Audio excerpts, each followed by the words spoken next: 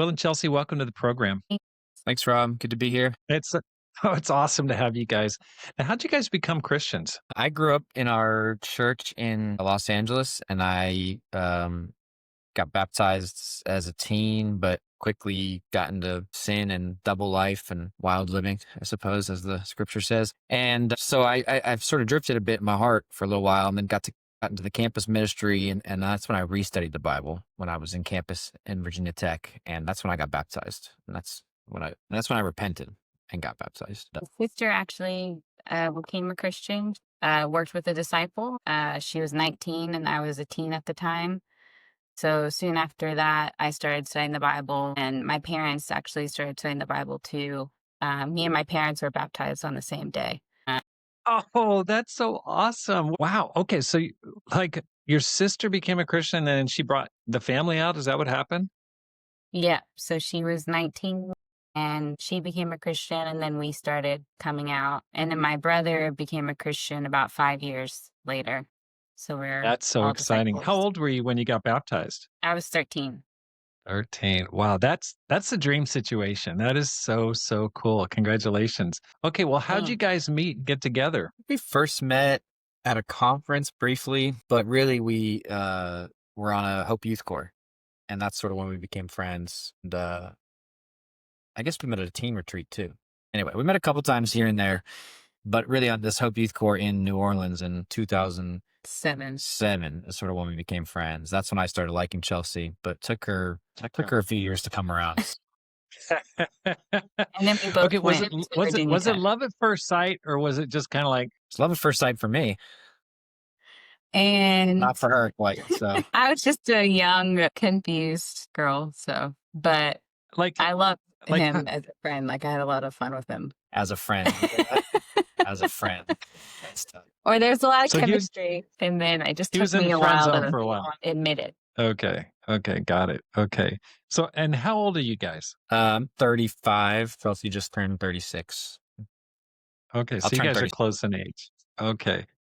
And so like from the time you first met, when did you guys get married? So we met. I mean, we were in high school. We dated in college. We broke up, and then this was at Virginia Tech for a few years, and then we both ended up in Australia, and then we started dating again a second time, and so we got married at 25. 5. And so Twen- first met as high school students, dated in college. Yeah, married at 25. So Wow. What took so long? That's a long time. Well, yeah, we broke up it was about 3 years. So that slowed down the whole process. Do you mind sharing why and what got you back together? Well, I mean, she broke up with me, so Well, I like really loved William, and we had a great, just like we were really best friends. But I would say it just wasn't always very spiritual. But this was also when like he hadn't gotten baptized the second time. You know how he shared he got converted as a teen, but then realized, okay, he didn't really ever become a Christian. So part of that time we were actually dating, and there was just things that I felt like the spirit was like, something's off here. But it took me a while to break up with him, but I did eventually. And then later, that's when he, got repented and got baptized. Wow, that must have been tough for you, Will. Like tell me about what were those 3 years like? it was tough. It was tough when she broke up with me, but it also was kind of one of the things that really spurred me to like, all right, what's going on with my life here? I had some sin I hadn't dealt with and talked about, and I had to sort that out and get open and get humble. And so once I did that, that was good. And then we always kind of maintained a friendship, but there was a little bit of distance because we had dated before, and so. But then once it clicked that we wanted to get back together, it was pretty clear and quick from there. But I definitely it was a little refining time for me. I mean, it was a sorting out my faith time. It was a getting saved moment. So that's kind of a big deal. Couples that are like struggling in their relationship, there's issues going on, hidden sin, purity issues, struggling. Any advice you'd give them, like how to navigate through those times? I would say you just got to get open. You got to talk. You got to get help. I think for me, some of this hidden stuff I had, mine was kind of partying and drugs and drinking and all sorts of stuff. But I was scared to talk about it. I was scared to be real. But we're very grateful for the Versells. They helped us a ton. Where's some Mandy, particularly in that time. Forrest helped me a lot. He was a great friend and discipler. Helped me figure all that out. So, but I had to say, I gotta talk. I gotta get open. So, I mean, it's painful in the moment, but you have to do it. It's, pays dividends. If you don't do it, it's horrible. Yeah. And I would say just having spiritual advisors in your life, because I think for me, I had a lot of doubts. But I think it was hard for me to like actually break up with him. And it was just helpful to be able to talk to the sisters, talk to the Versells. And I think I just, yeah, I had to listen to the spirit, and that something, yeah, wasn't quite right. But I definitely had people in my life that I was able to talk to, and even us together, that I think really helped us. That's amazing. I'm so impressed, Chelsea, that you had the guts just to break it off. That must have shocked Will. That must have like kind of blown his mind a little bit. How'd you get it together to just go, nope, this is over? It did take me some time. Was there like a certain event? Was there like a turning point, or was it just kind of like, I think it was just like, yeah, it did take me some time because I really did love him and did want it to work. But I think because the doubts just weren't going away, I finally was like, okay, I really need to decide. I took like maybe a week or so, and I just would just go out and pray and really wrestle with God. And I really felt like clearly like, no, this is what I need to do. And people would always, be like, it's, you have to make the decision. Cause I would kind of want someone to just tell me like, yeah, you should right? do this. You Exactly. should. Right. But then I really just had to go to God, and I felt like it was really clear, even though it was tough. Yeah. Very tough. When you broke up, was there like a secret pact, like, hey, when the clouds are passed over, we're going to get back together, or was just like open ended? No, it was open ended. It was like, we kind of went our separate ways for a little bit. Wow, that's scary. That is so painful. I find it interesting because a similar situation happened for me. I was dating a girl and just about to get engaged, crazy in love with her. And this was in college. And I just thought I'm like one step away from asking her to marry me. And then I just started doing bad spiritually. There's a lot of pride in my life. There was a lot of sin, just was kind of tanking spiritually. And I don't think anyone told me I needed to break up or I should break up. I just think maybe someone hinted at it or like said, well, maybe you might want to think about just kind of getting a relationship with God straight first. I go, that's probably pretty good advice. And so I broke it off with her. And, I think I was thinking I'm going to do better and then get back together, because I really was just nuts about her. And I think she thought that too, but it didn't work out. We never got back together. When I repented, which is about 6 months later, my feelings had changed. I just wasn't in the same place before, and so that opened the door for me to meet Pam and marry her. But I just go, wow, it's scary. I Yeah. really commend you guys. So, okay, so you guys got married at 25. What year was that? 2014. Oh, that's great. It's all's well that ends well. So you first met in 2007. 8 years later, you guys got married. Okay. Now, Will, I want to ask you because I've heard your dad's name many times over the years. Okay. His name's William too, right? Isn't it Bill Thorne? Are It's you John. junior? Oh, John. Okay. Well, that's embarrassing. But anyway, I still have heard his name a whole bunch of times. Can you talk about what he does and in the kind of family you come from? Sure. He does nothing right now. He is a grandfather. He does a lot. He does a lot. He's retired. He was an accountant by trade. His family owned a candy company when he was growing up, and they sold it, I think, when he was about my age or a little younger, probably when he was about 30. And so he was able to retire early. But then he went and worked for the church as an administrator for several years in LA. They moved to LA when everyone did in 1991 or something. And Yep. worked as an administrator there for a while, and then retired again, and then later went back to work for a friend who started an insurance company, and so he's kind of been in and out of work. But after they sold that company, they were sort of financially stable. But he did a lot of admin work for the ICOC, kind of probably mostly in the 90s. I think probably 10 years or something like that, 10 to 15 years. Okay. So Back he when the LA worked with church like had an office downtown. Keith Rose and that crew, Yeah. Tom McCurry. Yeah. Yep. Okay.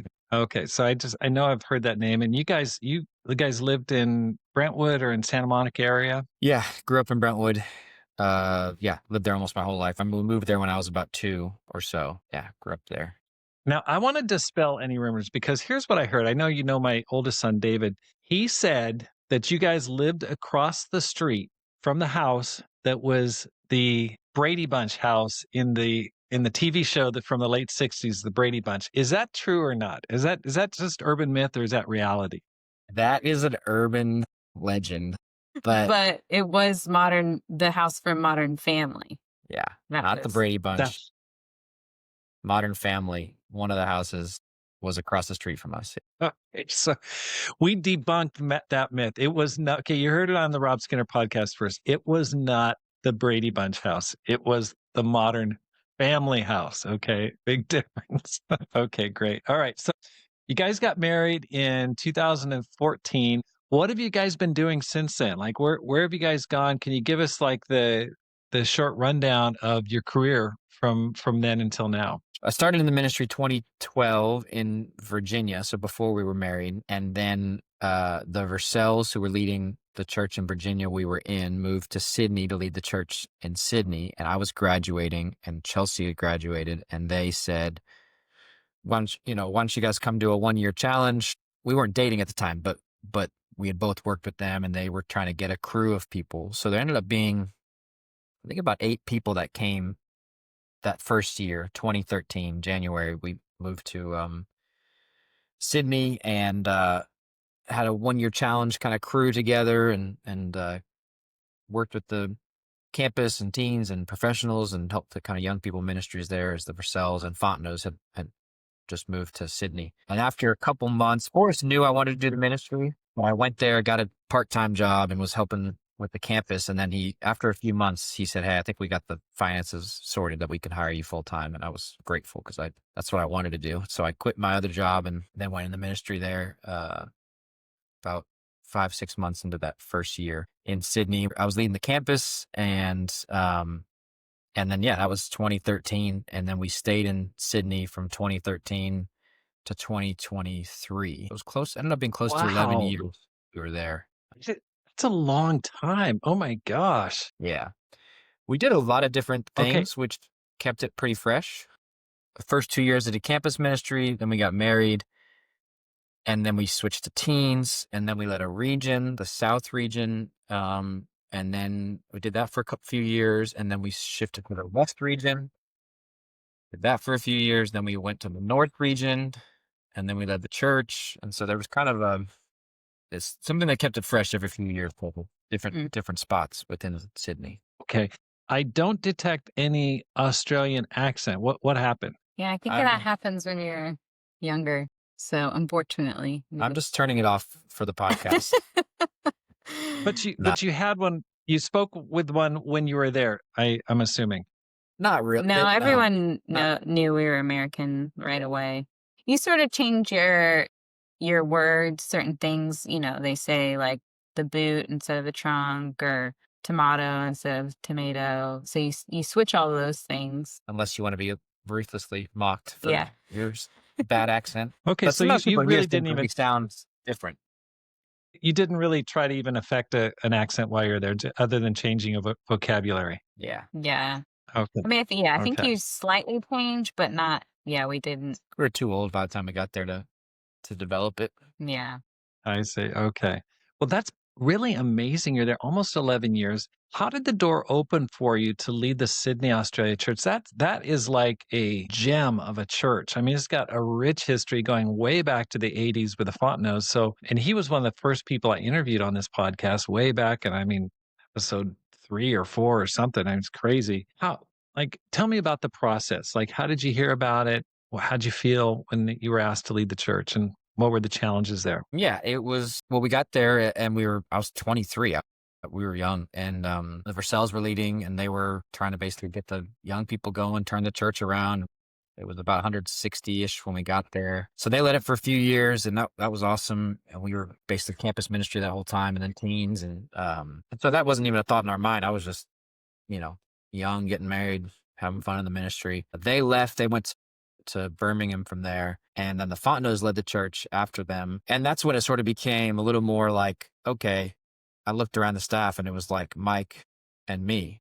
And I was like, I wonder what's going to happen here eventually, you know. And at some point, he started talking to me about it. They said, I mean, they appointed us not long after the Versailles left, and they were both involved in the process. And then at some point, they sat us down and started talking to us about leading the church. Kind of when we were in our late 20s, mid late 20s, they were kind of like, you know, this is sort of a plan. So, and then they passed it off to us, and they stayed there for a couple years, and then, which was helpful that they were there on staff, sort of transitioning into retirement before they moved to Perth. So that's kind of how the process happened. Yeah, I mean, I guess we had just been there for so long and yeah, did the, teens campus. We're in all the different regions. And yeah, the Fontenot's were, training us and, talked to us about leading the church. And I think it felt like a pretty natural progression. yeah. Right. So We you sort of did came up. you like did an apprenticeship essentially. You worked until you became mature enough to take on the church. I just go, that's really the way it should be. That's kind of my dream for many young people is you got to start early and become a church leader sometime in your 20s if possible. Don't make it too late. Yeah. What were some of the highs and lows of leading a church like that while relatively young? It was a lot of fun. I mean, we loved it. The highs were, I mean, when the Fontenot's left, we were the oldest people on staff at like 31, 32. Yeah. Mm. Really fun stuff. Fun stuff, a great crew, and church was healthy and growing. We had great elders. We had deacons, and so it was a lot of fun. It was a great time. We really enjoyed it, and we're sad to leave. Yeah, and it was because we had been there for 10 years, it was just really cool. Even we started off in the teens, and some of those teens that we like say the Bible with and got to see them really thrive in campus, they ended up being on staff with us. And so I think that was a really special thing to be able to see just people's lives change and then really grow spiritually and then even step into ministry. And a lot of our close friends, and it was Australians, which was the goal of like raising up Australians. So that was Right. it was really exciting to see that. Oh, Challenges were, okay. I think when we started leading, probably because, Mike had such history and decades of leadership that when we took over, there was a lot of voices of people who wanted to share things that maybe didn't share them with Mike at some point and thought, here's my opportunity. I got this 30-year-old. Let me tell him what I think. So there's lots of voices, but good-hearted, Yeah. nothing critical but I had to kind of learn how to navigate that. I'm hearing all these different things, and how do I process that? How do I hear the voices and the opinions of the church and sift through? Because a lot of great opinions, a lot of great ideas, but I have to figure out how to lead this thing and keep it healthy and growing. And so that was hard. I'm personally feeling like, oh man, I feel pulled in different directions, and I don't want to be reactive in leadership. So that was challenging. And then even when the Fontenot's left, they were sort of a backstop for us, even that first couple years. That Yeah. it was like, okay, we're leading. If anything goes terribly wrong, they're here. But when they left and they moved to Perth, that definitely felt more challenging. However, we just did still have a great eldership, and the Sydney Church still has great eldership and leadership, and so that helped as well. Mm. Yeah, I'm surprised that Mike ever left. That guy, he's still cranking. I mean, I got to He commend him is. for stepping down from being the leader. That guy's got a lifetime battery that just won't wear down. I guess leading a church even overseas, that for me, something that was hard was just being so far from my family. And then there was like a 4-year period where we couldn't leave the country. And so I don't know, we missed like his sister's wedding, we missed like babies, and our parents didn't get to see our daughter till she was like at 1. And so things like that was a hard thing. I guess that doesn't necessarily mean leading a church, but leading a church overseas, I think that was tough. Yeah. For those who are considering missionary work, Any thoughts? Would you like say yes, do it? No, think about it. What would your thoughts be to people who are considering either missionary work domestically or especially overseas? Do it. Go for Yeah, it. it was We're oversaturated in America, I think, truthfully. So I think that there's so much the world. We have in our fellowship, we have a single church in a country of millions, or not even that. I mean, there's countries we don't even have churches where there's 10 million people, and I think there's a lot left to do. Our history is, we got to a lot of places and we exploded and grew to 100,000, but there's a lot left to do. Um, so I definitely recommend it. I'm no regrets about yeah. our time there. And I mean, I actually wanted to stay there and but got had other plans. Not that I wanted to die. I just wanted to live there for a long time. Yes, right.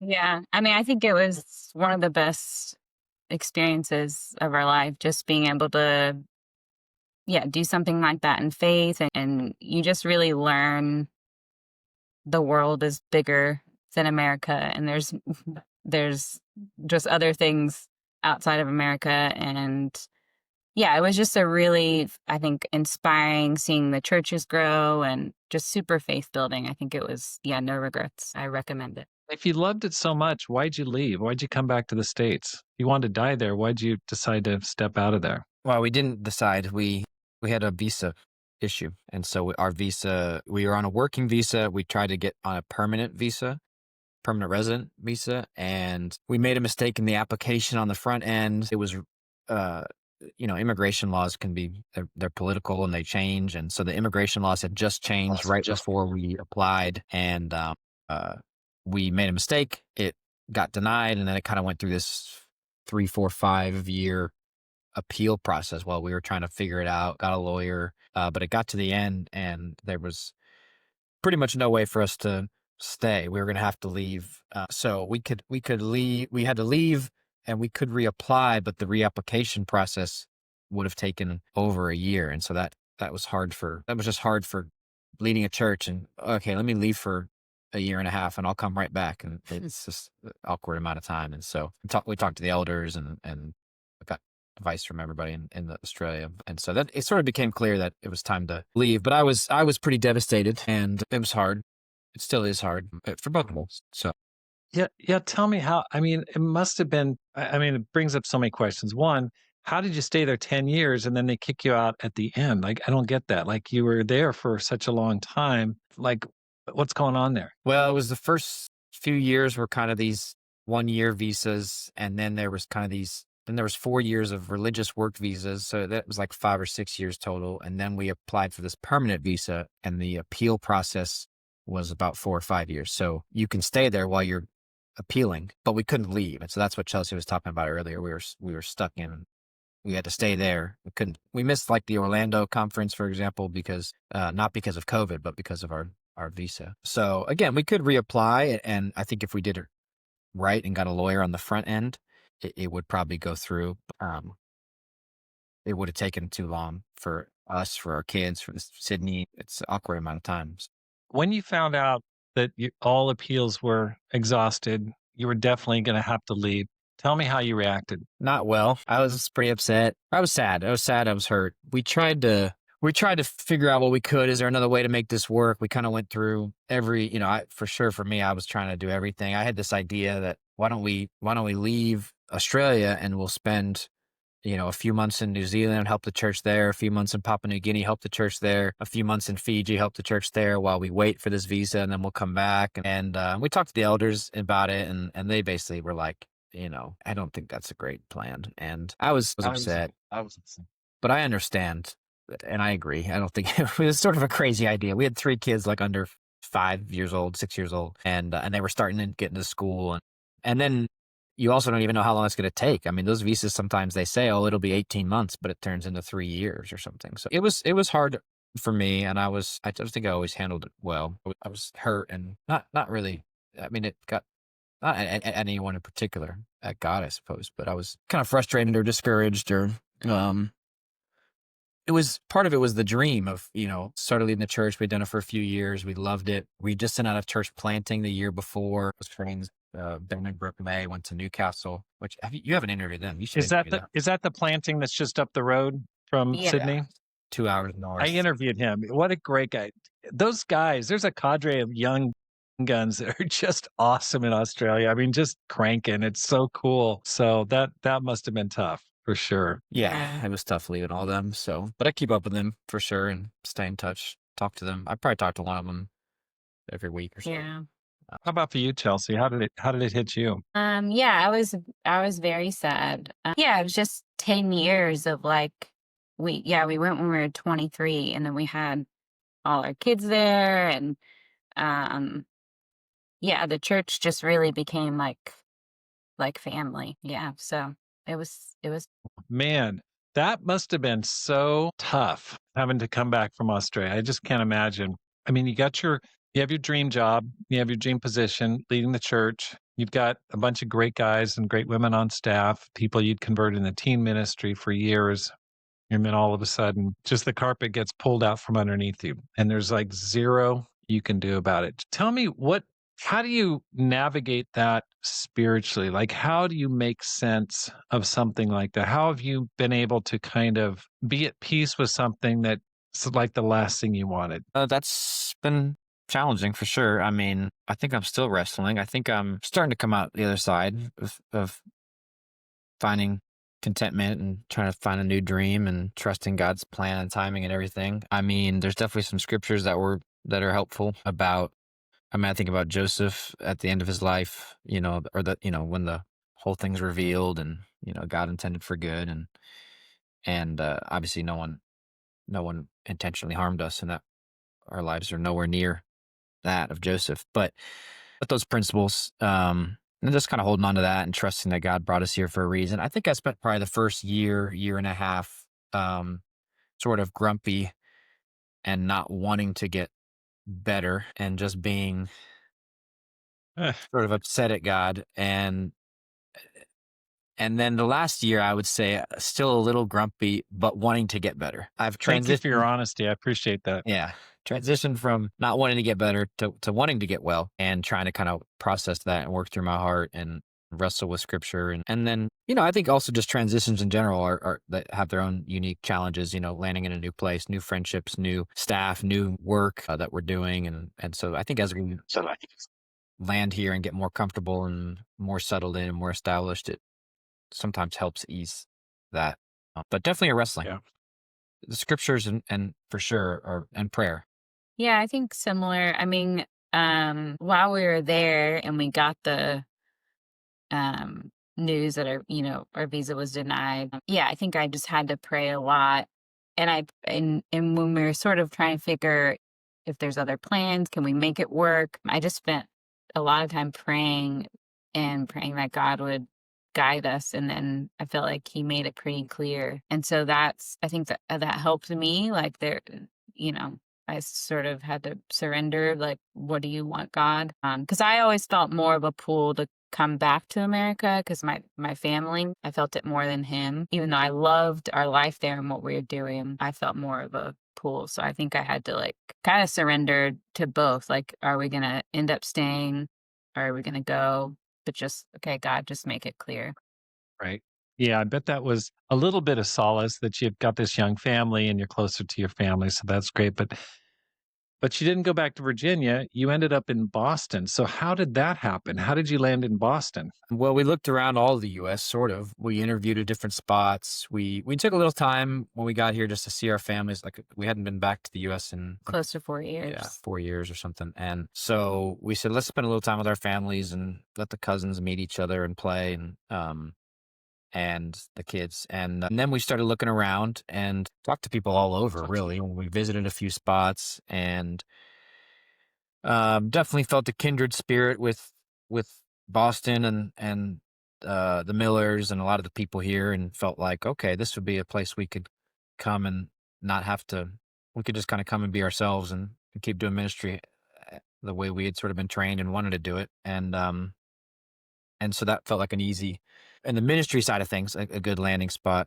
I grew up an LA sports fan, so coming to Boston and driving by the TD Garden a couple times a week is, I call down curses on them sometimes. No, I'm just but that I never would have thought I would have ended up in Boston, but the church Ah, and the staff here has been great, and so we were sort of down to here on another spot, which would have been to lead a church, and we prayed about it, and we fasted and prayed, and then in that process, God made it clear they weren't ready to hire, and so that was kind of our final decision, and we said, "Okay, amen." So I called Kevin and said, "Hey, we'd love to come," and so that was that. But so that also has helped, feeling like Kevin said that to me about a year ago. Kevin Miller said, when I was expressing some of the things I'd been feeling about Australia in our life, and he said, at some point you got to wrestle with the fact that is this all random? Is it all random that you ended up here, or was God working in some way in some of this? And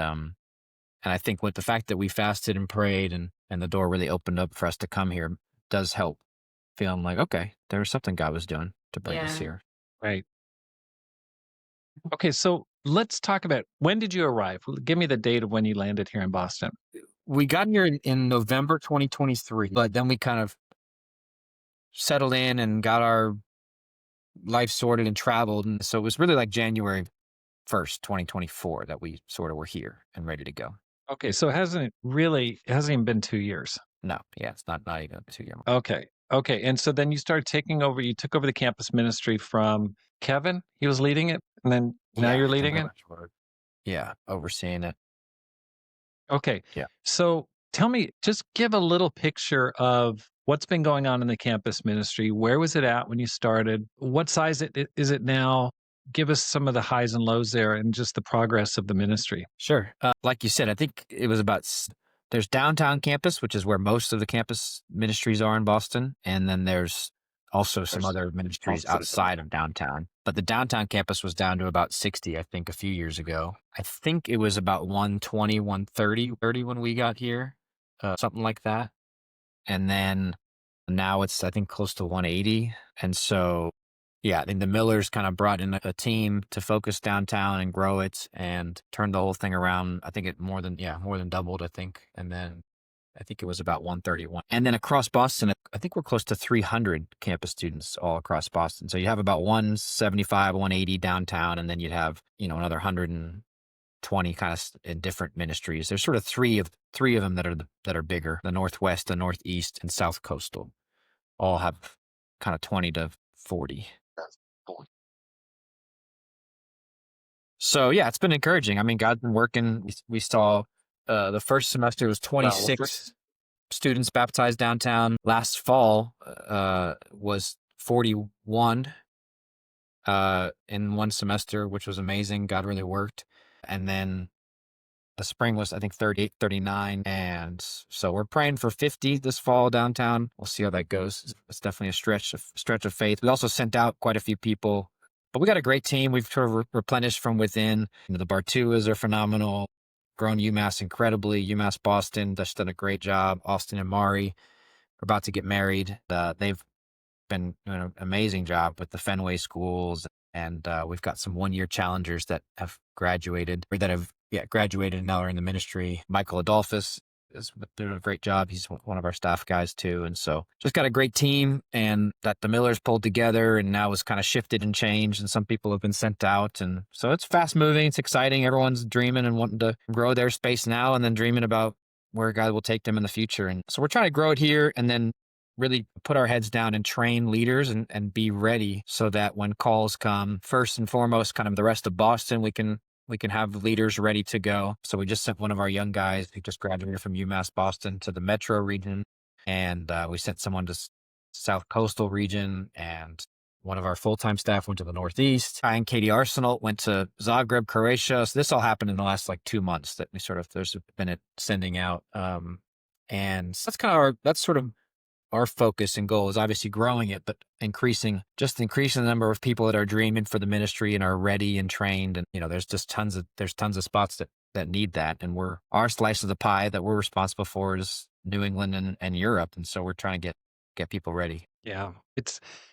We had a family group leaders meeting on Sunday, and They were going over the 2030 plan, and this was a conscious decision on the part of the leadership of Boston to really focus on reviving the campus ministry. And I remember Kevin talking about this when he came to my climb conference 2 years ago in Dallas, and he just talked about how, just start at 60 and just trying to get it revived and really pouring the attention in there so that young leaders can go rise up and then go back and revive the larger suburban ministries that circle the Boston area. I just thought it was a brilliant idea. It's a great long-term plan and it's working. And that's what's really cool. It's not just getting resources poured into endlessly into the campus ministry, but those leaders, those young leaders and strong disciples are going back out into the suburbs, building families and really providing, firepower for the church. Really cool to see. Very great, especially because the church here is like 50 years old. I mean, it's like an old church, been around forever, a lot of older disciples, and you see the church reviving. And that's what I find really interesting and exciting. So that's great.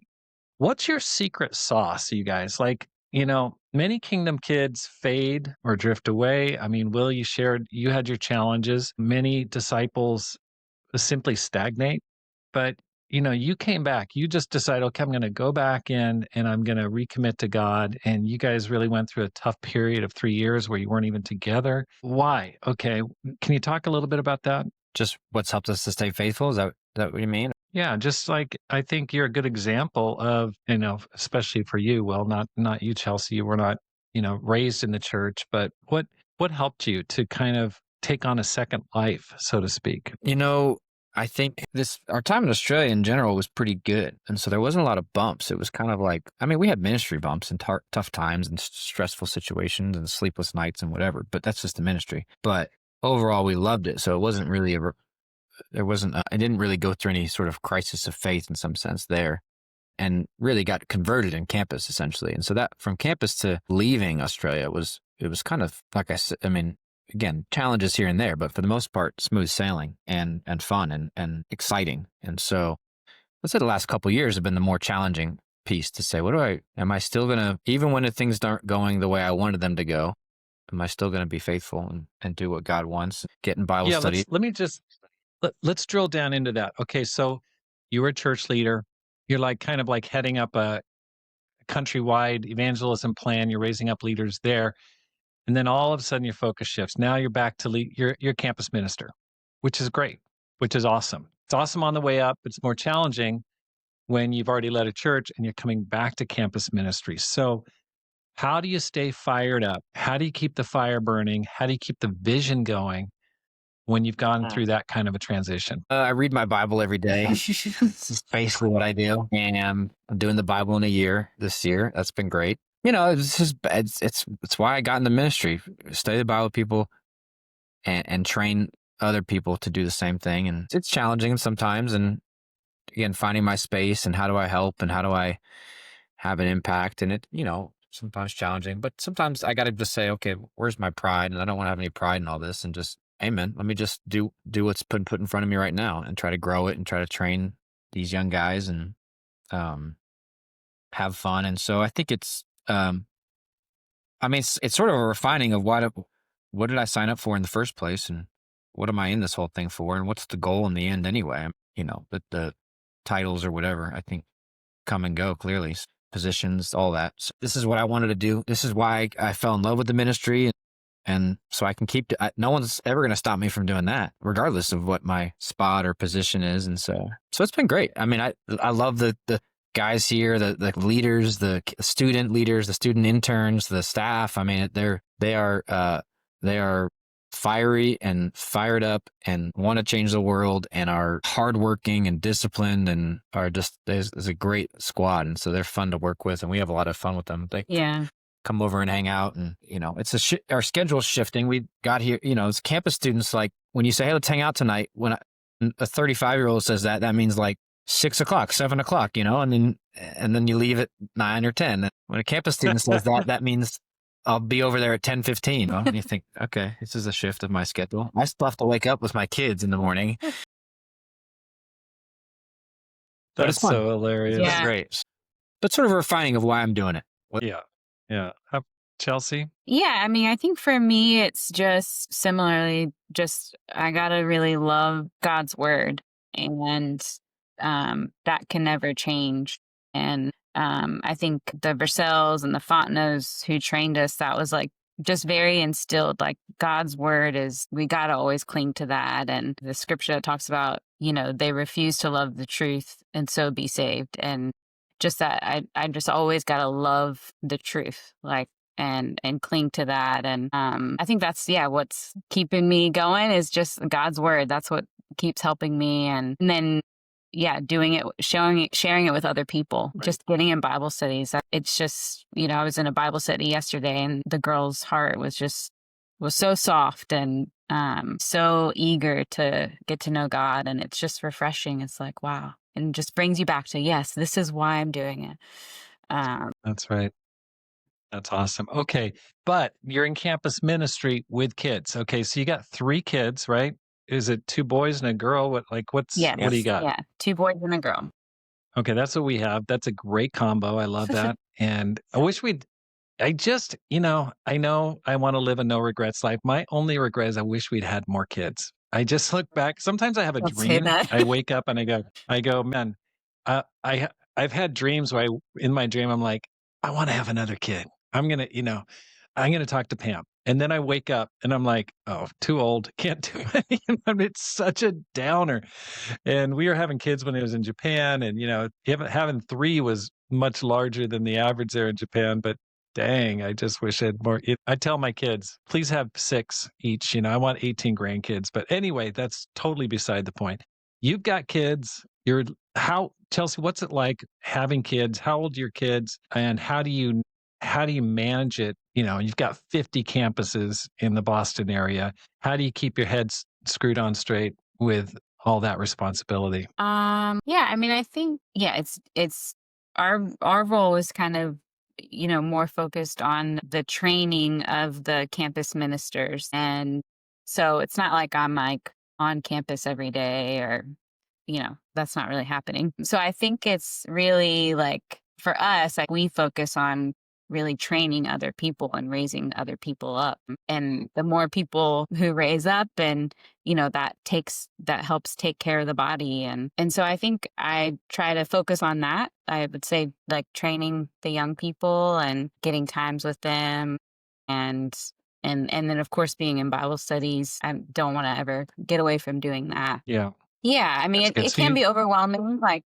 yeah, the kid, 3 kids is a lot. And but yeah, I think we work as Yeah, a team as well. That really helps. Just we're really working together, communicating a lot. Feel like we're in it together. So that makes a yeah, difference. Our kids are yeah. 8 I think that's a and 6 and 4. 8, 6, and 4. Okay, 2 boys, 8 and 6, and then a girl who's 4. Yeah. Is that right? Okay. And I know that one of your sons just had a recent diagnosis. Can you talk about that? Yeah. Um, in March, our son was diagnosed with diabetes type 1. We had no idea really anything about it until then. And he was a little bit sick. We weren't sure what it was. He was kind of lethargic. He was going to the bathroom a lot.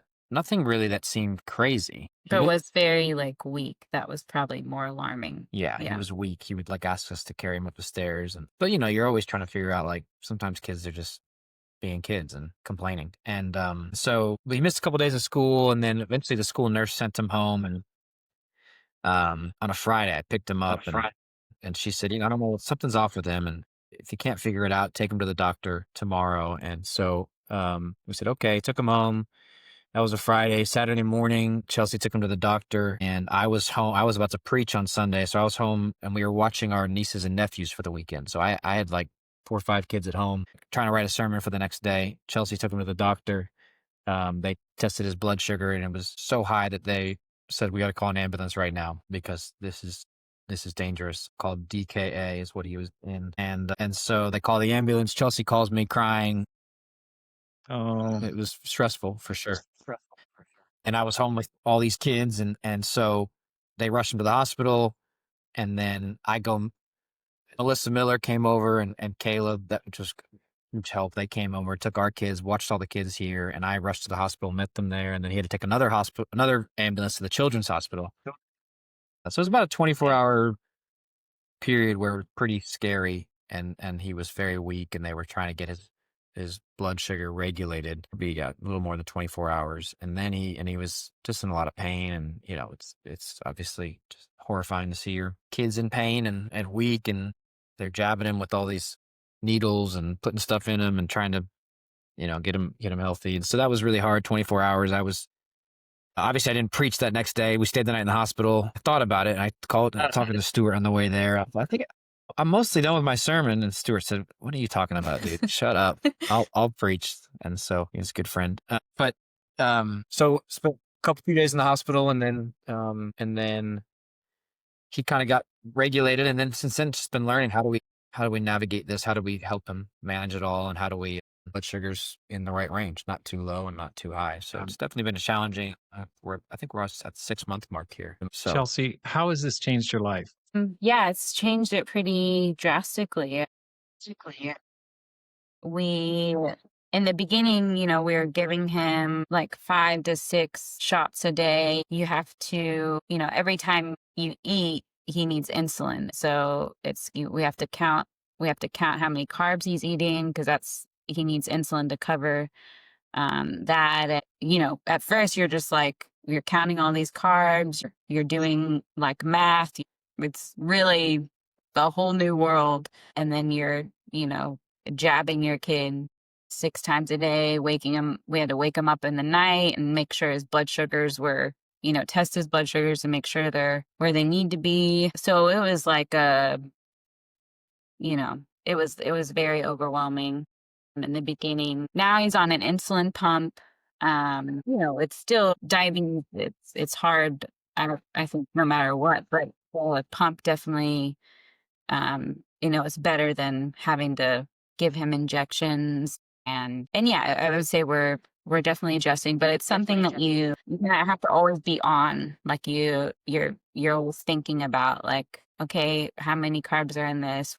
Does he need insulin now? Okay, he's going low, so he's gonna need sugar to, get up. And being too low is very dangerous. You can have a seizure, or if you're too high, that's what he can go into DKA, which he was in before, which is life-threatening. So it's like you're always trying to, avoid those dangerous extremes.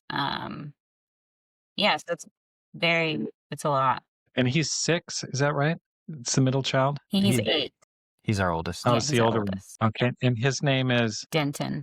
Denton. Okay. Is he living a normal life now? Is he back at school? Is he playing normally? Yeah. Yeah, we try to really make sure he's, just like any other kid. And Yeah, he's back at school and plays soccer, and so it's just managing it and kind of helping him, and being a little more present probably than you'd normally have to be. But we try to do our best to keep him, have fun, be a kid, eat candy, do what you want. Just we have to kind of manage that. That's awesome. I'm so sorry that happened, you guys, and definitely praying for you and your family there. On the kind of a similar line, Will, I heard that someone was telling me, it may have been my son James, but someone said, "Hey, Will has lost like 40 pounds." I didn't really notice you as being overweight before, but is that true? And tell me why, and why you decided to lose weight and how you did it. I don't know the exact amount, but yeah, I think I've lost a little bit last 6 months or so. I'm on this like new diet where you just don't eat as much food, and then you try to work out and like go on runs and stuff. So You need to write a book on that one. seems That's to the work Thorne pretty well. diet. Yeah. No, honestly, how many pounds have you lost? You must know. Where'd you start out? Where are you at now? I think I'm gonna 30, pin you 30 down. to 40. That's awesome. Oh, so have you noticed a change, Chelsea? have I noticed a change? Yeah. Is that what you asked? Yes. Yeah, for sure. I mean, yeah, I'd say overall, he's just been trying to be healthy and be his best. And yeah, so it's great. Okay. Did you decide to start dieting because your son was going through this health challenge and you had to watch his food as well? Was there some correlation there, or was it totally independent? Not consciously, but maybe. But I went to the doctor, and they around that time just to do a physical, and they did my blood work, and they said, "Oh, your cholesterol's looking a little high," and there's a few things in my blood work that were a little high, and so they said, "Hey, you should try to work on this or just keep an eye on it." So then I said, "Okay, let me." I just sort of gotten out of I was playing basketball like twice a week in Australia, and so that kind of was enough to keep me healthy a little bit, and when I had moved, I hadn't really gotten back in that rhythm, and so it was sort of a wake up call to say, "All right, time to just get a little healthier here, start working out again, Good start for doing you. something." Yeah. That's amazing that you've done it. I want to commend you for it. It's not easy. I know you're downplay things, that's for sure, but that's impressive. That's a great achievement. Okay, I can tell that the kids are in the room, so we'll come to a close here real soon in this conversation. What are your dreams for the future? Okay, you guys have done amazing things already in the first half of your life.